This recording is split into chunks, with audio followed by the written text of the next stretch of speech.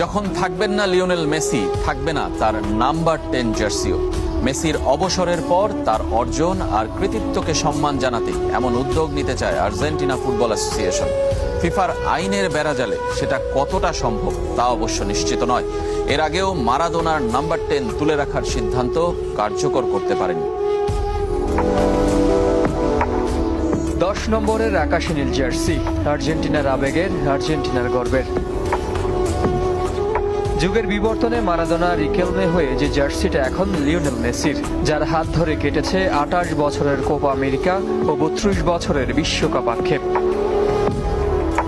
এলেমটেনের সম্মানে তার অবসরের পর আইকনিক সেই জার্সিটি আজীবনের জন্য তুলে রাখতে চায় আর্জেন্টিনা ফুটবল ফেডারেশন।